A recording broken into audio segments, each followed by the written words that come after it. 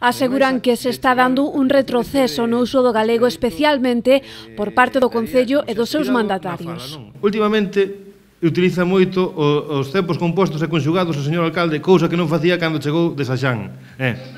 Por exemplo. Iso notase que hai unha interlocución de viaxe demais fora de Lalín e que non fala tanto cos veciños, senón con outro tipo de xente que utiliza o castelán e traslada tempos verbais cagados e cuspidos. Hai textos, por exemplo, hai do Concello de Deportes escritos totalmente en castelán, como un anuncio dun curso de xadrez en castelán.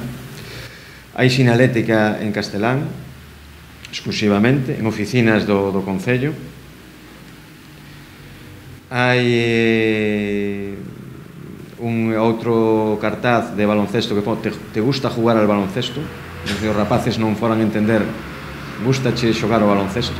Lamentan o pouco respeto ao galego en actos públicos e festivos, como a recente encomenda do cocido ou a Lalín por cart. No tema da encomenda, non? Que se utilice o castelán casi máis que no galego, máis que o galego, sí. Nos comendadores, os xuramentos de las capas que non se lle faga ler en galego siquera, entendes? E que vamos, tanto sacrificio é unha capa que vale máis de 300 euros que lean 4 frases en galego. Que apagamos os veciños ademais. Dende a plataforma aseguran que a de Román en contra do actual decreto do galego é a peor moción que leva presentado o grupo de goberno. Non vemos